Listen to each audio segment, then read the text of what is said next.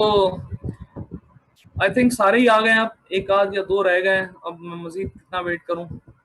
चले बात शुरू करते हैं, हो सकता है वो ज्वाइन कर ले हमें। अच्छा, चैट पे किसी ने मुझसे पूछा है ओवरड्राफ्ट क्या होता है। बेटा रुक जाओ ना चंदा, समझा दूंगा, किस बात की जल्दी है? मैं भाग रहा हूँ, मर गया तो कोई और समझा देगा, क्या टेंशन है।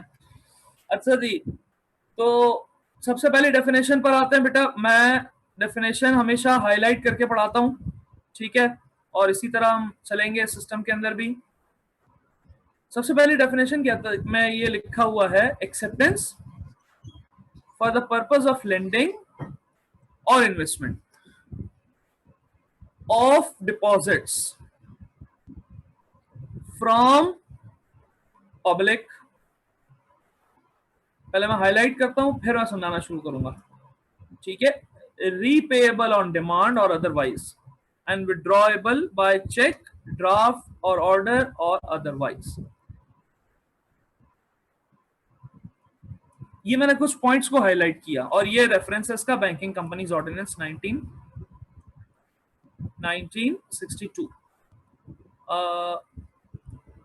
आप लोगों ने लास्ट सेमेस्टर में आईटीबी पढ़ा होगा, डेफिनेटली पढ़ा होगा, ठीक है। और उसके अंदर आपने ये देखा होगा कि जॉइंट स्टॉक कंपनी नाम का एक बिजनेस होता है, और कंपनी जो है वो दो तरह की होती है, प्राइवेट पब्लिक। पब्लिक कंपनी में शेयर जो है वो ट्रांसफरेबल होते हैं, जनरल पब्लिक को ऑफर किए जाते हैं। ये सारी चीजें पढ़ी होंगी आपने लास्ट सेमेस्टर में। लेकिन अब उसमें एक बात का हम इजाफा यानी कि एडिशन करेंगे। आज से एक बात याद रखिएगा, पाकिस्तान में जितने भी बैंक्स हैं, जितने भी बैंक्स हैं, कमर्शियल बैंक्स, जितने भी कमर्शियल बैंक्स हैं, वो सब पब्लिक लिमिटेड कंपनीज हैं। पाकिस्तान में जितने भी कमर्शियल बैंक्स हैं वो सारे पब्लिक लिमिटेड कंपनीज को रिप्रेजेंट करते हैं, या उनकी नेचर पब्लिक लिमिटेड कंपनी वाली है। ठीक हो गया? ये बात समझ में आ गई? इसीलिए रेफरेंस में बैंकिंग कंपनीज ऑर्डिनेंस लिखा हुआ है। क्या लिखा हुआ है? बैंकिंग के आगे कंपनी का वर्ड लगा हुआ है। इसका मतलब पाकिस्तान में हर बैंक एक बैंकिंग कंपनी है। क्या ये बात सही है? जी सर, ये बात बिल्कुल सही है।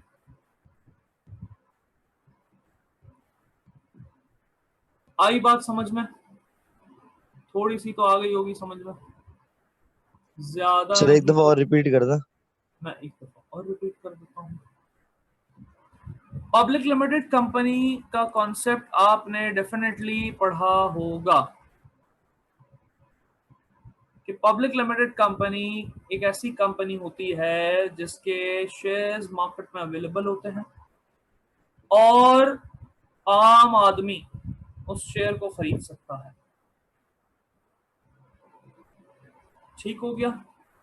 इसी तरह पाकिस्तान में हर कमर्शियल बैंक एक पब्लिक लिमिटेड कंपनी है। Every commercial bank in Pakistan is a public limited company. Clear? That is why in reference it is stated that this definition has been derived from Banking Companies Ordinance 1962. बस आइए असल मौजू। Sir वो कहता है definition में कि ये जो बैंक है ना, ये लोगों से पैसा एक्सेप्ट करता है, लोगों से पैसा एक्सेप्ट करता है। किस चीज की एक्सेप्टेंस करता है? डिपॉजिट्स की एक्सेप्टेंस करता है। ये मेरी जो ड्राइंग है ना, इस पे फोकस रखिएगा, जैसे जैसे बोलता रहूंगा वैसे वैसे चीजें चेंज होती रहेंगी यहाँ पे। वो एक्सेप्टेंस करता है किस चीज की? सर डिपॉजिट्स की। सर किससे एक्सेप्ट करता है? पब्लिक से एक्सेप्ट करता है। और इन डिपॉजिट्स का क्या करता है सर? इनकी लेंडिंग करता है और इनकी इन्वेस्टमेंट करता है,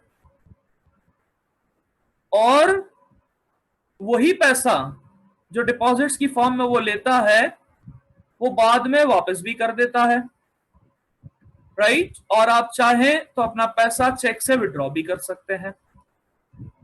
तो सर यही बात तो हमने कमर्शियल बैंक के मैकेनिज्म में डिस्कस की थी। तो यही तो बात है, और क्या है कि वो पैसा एक्सेप्ट करता है, वो पैसा एक्सेप्ट करता है, और पैसा एक्सेप्ट करता है डिपॉजिट्स की फॉर्म में। डिपॉजिट्स को वो आगे लेंड करता है, इन्वेस्ट करता है, और सर्टेन टाइम पीरियड पे रिटर्न कर देता है। जब रिटर्न करता है तो आपकी मर्जी, आप चेक से विड्रॉ करें, ड्राफ्ट से विड्रॉ करें, या ऑर्डर से विड्रॉ करें, किसी और तरीके से विड्रॉ करें। सिर्फ चेक को इसलिए हाईलाइट किया उनका इस वक्त कंसर्न पॉइंट यही है, और आसान अल्फाज में यही समझ में आ सकता है। बाकी जो इंस्ट्रूमेंट्स है वो नेगोशिएबल इंस्ट्रूमेंट के चैप्टर में पढ़ेंगे। बताने का मकसद, द पर्पस इज कि आपका जो पैसा आपके अकाउंट में मौजूद है आप उसको विड्रॉ कर सकते हैं। तो क्या यही बात हमने कमर्शियल बैंक के मैकेनिज्म में बात की थी? जी सर यही तो बात की थी, और क्या बात की थी? हाँ बेटा, समझ में आई बात? क्या ये डेफिनेशन उस कमर्शियल बैंक के मैकेनिज्म से आपने रिलेट की, रिलेट कर सके? जी सर वही तो बातें हैं, सिर्फ वहां पे आपने डायग्राम में समझाया था, यहाँ पे आपने वर्डिंग्स में समझा दिया। चलो भाई दूसरी डेफिनेशन की जानिब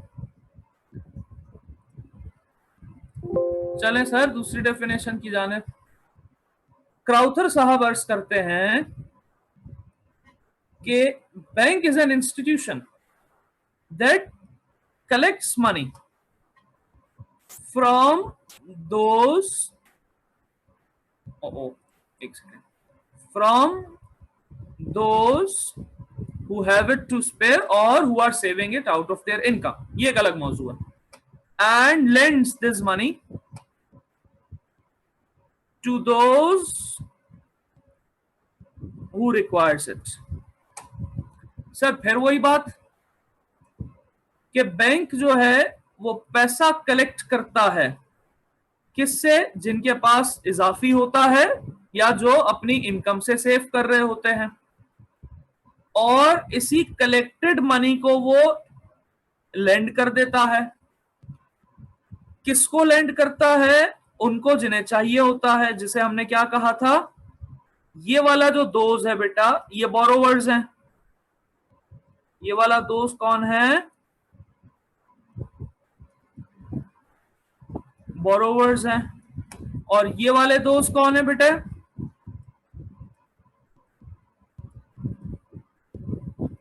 सर ये डिपॉजिटर्स हैं। तो सर ऊपर वाले ने भी तो यही बात कही, तो मैंने कब इनकार किया कि दो अलग अलग चीजें? वर्डिंग्स का डिफरेंस है, बात दोनों में एक ही है। सर तीसरी डेफिनेशन तो सबसे आसान है, एक इंस्टीट्यूशन जो रिसीव करता है डिपॉजिट्स और जो लोन दे देता है। चलो जी किस्सा ही खत्म हो गया। एक इंस्टीट्यूशन जो रिसीव करता है डिपॉजिट्स और लोन दे देता है। सर डिपॉजिट्स किससे रिसीव करता है? ये रे डिपॉजिटर, इनसे। लोन किसको देता है? ये रे बोरोवर्स, इनको। तो सर ये तो दोनों डेफिनेशन, तीनों डेफिनेशन खत्म हो गई, हमें तो समझ में आ गई। तीनों में एक ही बात लिखी थी, और तीनों में वही बात लिखी थी हमने मैकेनिज्म में पढ़ी। अब चलो समझ में आ गई तीनों डेफिनेशन।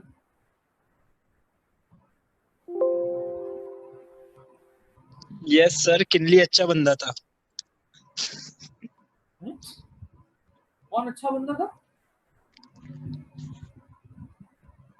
Sir Kinley. अच्छा अच्छा अच्छा, किनले। किनले ले, किनले की डेफिनेशन। ओके सर, ले। भैया शाबाश, याद कर ले। सर अभी आपने थोड़ी देर पहले बताया था कि डेफिनेशन में रेफरेंस होना चाहिए, तो ये तो साहब ने बड़ी अच्छी डेफिनेशन दी एक लाइन की, क्या बात है।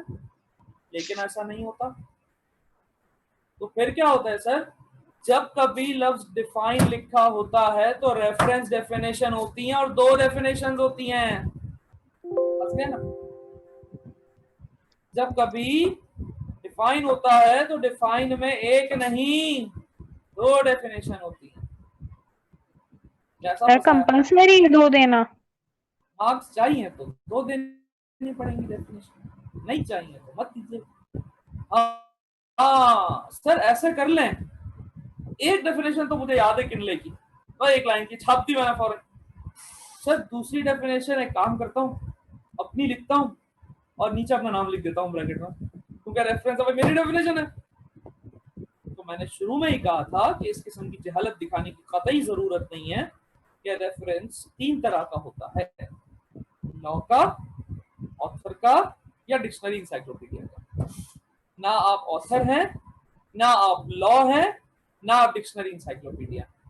तो इस किस्म की कोई हरकत करने की कतई तौर पे जरूरत नहीं है। ठीक है बेटा, आई होप आपको समझ में आ गई होंगी ये सारी बातें। मैं ये ड्राइंग मिटा दूं सारी। यस सर, आ गई। यस सर, क्या बात है, तुम लोग तो अच्छे बच्चे हो। चलो भाई आगे बढ़ते हैं, और ये पर्दा हटेगा और अब पिक्चर शुरू होगी। सर अभी तो टाइप्स ऑफ डिपॉजिट पढ़ाया आपने, फिर आ गए डिपॉजिट। तो बेटा उस वक्त वो डिपॉजिट्स की सिर्फ डेफिनेशन या उसका वन लाइनर लिखा था सर, उसको डिटेल में भी तो पढ़ा है, ऐसे मजा थोड़ी आया था एक लाइन में। चलें बेटा डिटेल से पढ़ाते हैं। तो सर जब कभी हम अकाउंट्स की सर डिटेल सर पढ़ेंगे। सर हाँ सर बेटा, हाँ हाँ हाँ। सिर्फ एक सेकंड के लिए पीछे वाली स्लाइड वापस दिखा दें, मुझसे मिस हो गई। सिर्फ एक ये सेकंड के वाली। लिए जी, एक सेकंड। जी सर, हटा दें हम। अच्छा,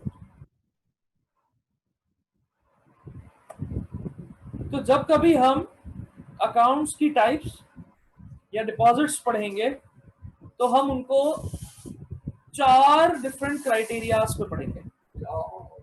ठीक हो गया जी, चार डिफरेंट बेंचमार्क्स के ऊपर देखेंगे। पहला पॉइंट, सर उसकी डेफिनेशन क्या है या उसका मीनिंग क्या है, एक ही बात है। जी सर, डेफिनेशन या मीनिंग, ये पहला पॉइंट होगा।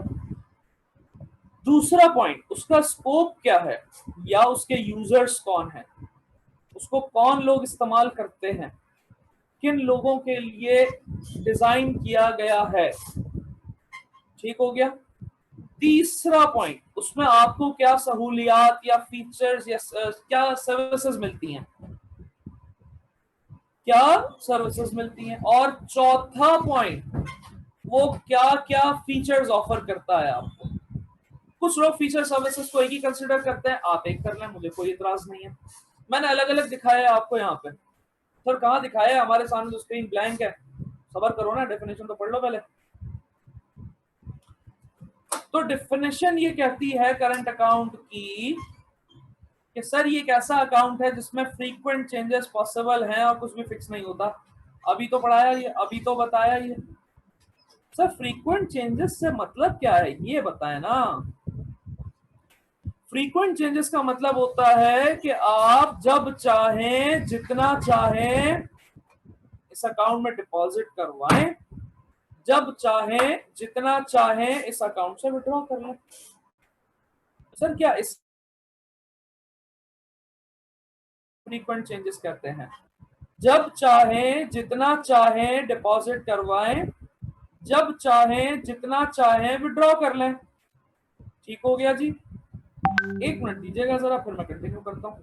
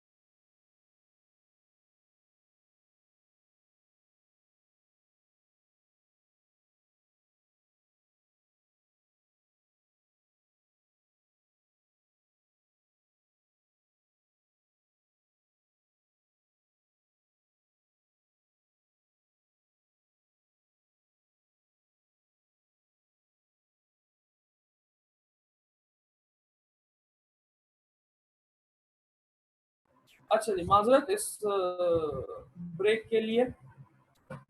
तो मैं कह रहा था बेटा आपसे कि करंट अकाउंट में फ्रीक्वेंट चेंजेस है। सर ये फ्रीक्वेंट चेंजेस का मतलब क्या है? सर ये फ्रीक्वेंट चेंजेस का मतलब होता है कि आप जब चाहें डिपॉजिट करवाएं, अपने अकाउंट में पैसा जमा करवाएं, और जब चाहें जितना चाहें विड्रॉ कर लें।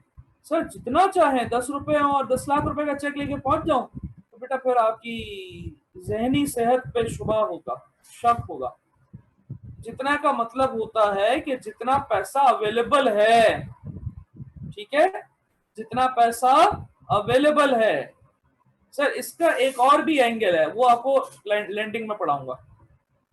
जब चाहें जितना चाहें विड्रॉ करें, जब चाहें जितना चाहें डिपॉजिट करें, कुछ भी फिक्स नहीं होता।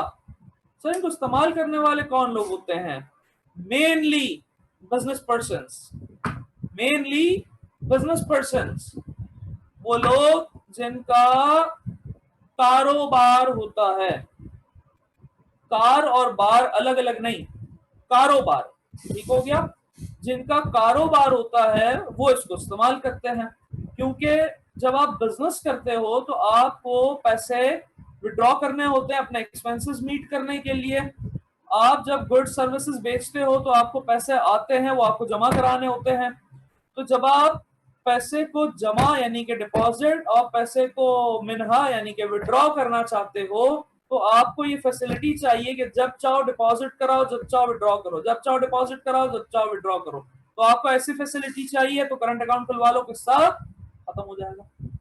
सैलरीड पर्सन, वो लोग जिनकी सैलरी एक पर्टिकुलर अकाउंट में डिपॉजिट होती है, फिर वो उसको विड्रॉ करके अपने एक्सपेंसेस मीट करते हैं, तो वो सैलरीड पर्सन भी अकाउंट खुलवाते हैं करंट। स्टूडेंट भी खुलवा सकते हैं, कोई भी खुलवा सकता है, मसला ही कोई नहीं करंट अकाउंट खुलवाना। सर क्या सर्विस मिलती है? डेबिट कार्ड मिलता है जो कि पीओएस और एटीएम दोनों पे चलता है। सर ये एटीएम तो बता दिया था आपने, पीओएस क्या चीज है? किसी को पता है पीओएस क्या भला है? एसओपी आ गया, ये पीओएस है सर। एसओपी तो सारा सुन सुन के थक गए, देख देख के थक गए। तो एसओपी का उल्टा पीओएस। बगैर गूगल किए कोई बता सकता है पीओएस का मतलब? Standard operating procedure operating system. Hi hi हाय,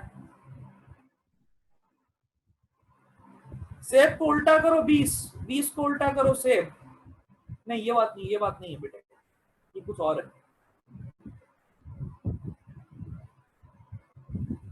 आपने उसी पहेली की तरह कि कोई ऐसा फल बताएं जिसको उल्टा करें तो नंबर बनता है, तो सेब को उल्टा कर दें तो 20 बन जाता है, तो एसओपी को उल्टा कर दें तो पीओएस बन जाता है। Standard operating procedure, procedure operating sir standards. आय हाय क्या बात है।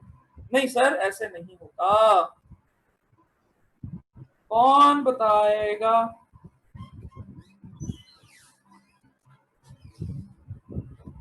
सर नहीं पता है। गूगल बताएगा सर, गूगल बताएगा। नहीं गूगल नहीं बताएगा, ये उस्ताद बताएगा।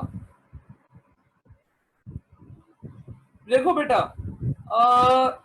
कभी आपका किसी डिपार्टमेंटल स्टोर में जाने का इत्तेफाक हुआ ग्रोसरी खरीदने के लिए? अल्हम्दुलिल्लाह सर, अल्हम्दुलिल्लाह। सर रोज होता है। पेट्रोल पंप पे जाने का इत्तेफाक हुआ? कभी रेस्टोरेंट में यस जाने का इत्तेफाक हुआ? यस कभी हॉस्पिटल जाने का इत्तेफाक हुआ? यस। तो ये सारी जगहें जहां पे आप जाते हो, वहां से या तो कोई सर्विस लेकर आते हो या गुड्स लेकर आते हो, ऐसा ही है? बिल्कुल ऐसा ही है। तो जो आपको सर्विस देता है, जो आपको गुड्स देता है, वो एक्चुअली सर्विस बेचता है और गुड्स बेचता है, और बेचने को सेल कहते हैं। तो एस से आ गया सेल। तो जिस जगह आप जाके परचेस करते हो, जिस जगह जाके आप गुड्स एंड सर्विसेज लेकर आते हो, वो उस शख्स के लिए जो बेच रहा है उसकी जगह है। जी सर उसकी जगह है। क्या वो पर्टिकुलर कोई पॉइंट है? जी सर वो एक पर्टिकुलर पॉइंट है। वो पेट्रोल पंप भी है, वो डिपार्टमेंटल स्टोर भी है, वो ग्रोसरी स्टोर भी है, वो हॉस्पिटल भी है, वो रेस्टोरेंट भी है। तो एक ऐसी जगह जहां सेल हो उसे कहते हैं पॉइंट ऑफ सेल, और यही पीओएस का मतलब होता है। एक ऐसी जगह जहां सेल हो रही है उसे पॉइंट ऑफ सेल कहते हैं, प्लेस ऑफ सेल नहीं बेटा, इसका जो एग्जैक्ट वर्ड है वो पॉइंट ऑफ सेल है, ठीक है। तो पॉइंट ऑफ सेल वो जगह जहां पे आप कोई पर्टिकुलर गुड्स या सर्विसेज को खरीदते हो, और वो इन 4-5 जगह जो मैंने आपको बताया कोई भी एक हो सकती है, वहां जाके आपको परचेस करना होता है, और परचेस करने के लिए पैसे देने होते हैं। पैसे आपकी जेब में नहीं है, कार्ड मौजूद है, डेबिट कार्ड मौजूद है। डेबिट कार्ड उसको दें, वो स्वाइप करेगा, आपके अकाउंट से ट्रांजैक्शन हो जाएगी। तो जहां वो स्वाइप करेगा उस जगह को पीओएस कहते हैं। कभी गौर कीजिएगा, मैंने कुछ डिपार्टमेंटल स्टोर्स की स्लिप के ऊपर टॉप पे पॉइंट ऑफ सेल पीओएस लिखा हुआ देखा है।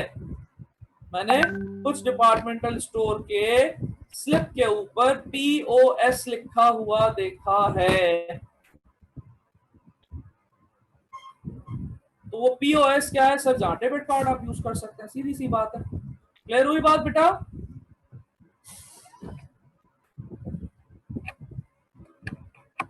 क्लियर है सर, ठीक है बेटा। क्लियर है बिल्कुल। पॉइंट ऑफ सेल पे आप डेबिट कार्ड यूज कर सकते हो, आपको चेकबुक मिलती है, आप पे ऑर्डर यूज कर सकते हो। पे ऑर्डर आगे बताऊंगा क्या है। ऑनलाइन बैंकिंग, ई बैंकिंग, एटीएम, सारी सर्विसेज आपको मिलती हैं किसमें? करंट अकाउंट में। सर इसके फीचर्स क्या हैं? अभी तो बताया अनलिमिटेड डिपॉजिट्स एंड विड्रॉवल, तो सर ये तो लिखा है पहले पॉइंट में, ठीक है। दूसरी बात, आप जब बैंक आपको ये सर्विसेज देता है कि आप जब चाहो अपना पैसा विड्रॉ कर लो, यानी आपका पैसा बैंक के पास अमानत के तौर पर होता है। किसके तौर पे होता है? अमानत के तौर पे होता है कि आप जब चाहो जितना पैसा चाहो विड्रॉ कर लो, जितना रखा हुआ है वो हमारे पास आपकी अमानत है। जब बैंक आपको आपके पैसे की हिफाजत करता है और आपका पैसा सेफ रखता है और आपका अमीन होता है, तो वो उस पैसे को इस्तेमाल नहीं कर सकता। अमानत में ऐसे ही होता है ना कि अगर आपने किसी से कोई अमानत ली है तो क्या आप उसको इस्तेमाल कर सकते हैं? नहीं कर सकते। यही डिफरेंस होता है अमानत और कर्ज का, लोन और आपकी जो अमानत है उसका। ठीक हो गया? सेफ कस्टडी के तौर पे जो रखवाते हो आप। तो अगर वो पैसा अमानत है तो बैंक उसको आगे यूज नहीं कर सकता। जब यूज नहीं कर सकता तो उसको आगे लेंड नहीं कर सकता। लेंड नहीं कर सकता तो उसको लोन नहीं दे सकता। लोन नहीं दे सकता तो उस पर इंटरेस्ट नहीं कमा सकता। इंटरेस्ट नहीं कमा सकता तो आपको नहीं दे सकता। ये है नो इंटरेस्ट इज गिवन का जवाब। मैं दोहरा देता हूं, आपका पैसा बैंक के पास अमानत के तौर पर है। अमानत में खयानत नहीं होती है। वो पैसा जो बैंक के पास है वो बैंक एज अ कस्टोडियन रखता है अपने पास, और उस पैसे को बैंक इस्तेमाल नहीं कर सकता। जब नहीं कर सकता तो ना वो उसको आगे लोन दे सकता है, नहीं दे सकता। लोन नहीं दे सकता तो इंटरेस्ट नहीं कमाएगा, नहीं कमाएगा। जब खुद नहीं कमाएगा तो आपको कुछ नहीं देगा, नहीं देगा। तो सर फिर वो मैकेनिज्म में क्या बात थी कि डिपॉजिट देते हो तो इंटरेस्ट देता है? वो बात करंट अकाउंट के अलावा दूसरे अकाउंट्स की थी। मैंने उस वक्त भी आपको बताया था कि यहाँ पे टेक्निकलिटीज हैं, जिन टेक्निकलिटीज में मैं अभी नहीं पढ़ रहा, वो आहिस्ता आहिस्ता लेके जाऊंगा। तो करंट अकाउंट में बैंक कुछ नहीं देता, यानी ना बैंक आपको इंटरेस्ट देता है ना बैंक उस पर इंटरेस्ट कमाता है, ठीक है। लेकिन याद रखिएगा ये किताबी बात है। इससे रिलेटेड एक प्रैक्टिकल बात भी है, उसमें क्लास का टाइम थोड़ा सा रह गया, इसलिए वो प्रैक्टिकल बात अभी नहीं बताऊंगा। हाँ, ये सवाल है कि फिर बैंक कैसे अर्न करता है? सर बैंक को क्या फायदा? बेटा ये जो डेबिट कार्ड देता है ना आपको, ये सर्विसेज दे रहा है वो आपको, ये वाली डेबिट कार्ड, चेकबुक, पे ऑर्डर, ऑनलाइन, ई बैंकिंग, इन पे पैसे लेता है आपसे, इस पे चार्जेस लेता है आपसे। तो कहाँ लिखे होते हैं वो चार्जेस? SOC के अंदर, शेड्यूल ऑफ चार्जेस के अंदर, ठीक है। लेकिन सर बैंक इसके अलावा भी पैसा कमाता है किसी और तरीके से करंट अकाउंट पे। हाँ वो बात मैं बताऊंगा, अभी नहीं बता रहा, ठीक है। तो बैंक आपको करंट अकाउंट पे कोई इंटरेस्ट, कोई प्रॉफिट कुछ नहीं देता, बल्कि क्या लेता है आपसे? सर्विस चार्जेस लेता है। ये वाला पॉइंट ओवरड्राफ्ट का आज की क्लास के लिए नहीं है जी। अब पूछ लें सर करके किसी ने जो आवाज दी है। सर हाँ सर ये कन्वेंशनल का ही टाइप हुआ ना, करंट अकाउंट? नहीं, बहुत अच्छा सवाल, वेरी गुड क्वेश्चन। ये पर्टिकुलर अकाउंट इस्लामिक बैंक में भी अवेलेबल है और कन्वेंशनल बैंक में भी अवेलेबल है। यहाँ जो मैंने इंटरेस्ट लिखा है ना, यहाँ आप नो इंटरेस्ट स्लैश प्रॉफिट कर दीजिए इसको, no interest slash profit is given, तो फिर आपका सवाल बहुत अच्छा और इसका पूरा जवाब भी बहुत अच्छा। तो जब ये स्लैश प्रॉफिट हो गया तो इसका मतलब सॉरी, इसका मतलब ये करंट अकाउंट कन्वेंशनल बैंक भी ऑफर करता है, इस्लामिक बैंक भी ऑफर करता है। ऐसा मुख्तसर। Okay sir, thank you. ठीक हो गया, बहुत अच्छा, बड़ा वैलिड क्वेश्चन किया भाई उमैर ने। नाश्ता लगता है सही से किया है उमैर ने। उमैर का नाश्ता याद रहेगा अब हमें। सर पठानों मैंने का कहा था नाश्ता ना, ना 2 सर। मिनट देते हैं। सर मैं कह पठानों रहा का नाश्ता ना। माशाल्लाह माशाल्लाह, अच्छी बात है भाई। तो यहां तक बेटा कोई सवाल है किसी को, कोई कंफ्यूजन है, कोई क्वेरी है तो फील मुफ्त टू आस्क। क्या? फील मुफ्त टू आस्क।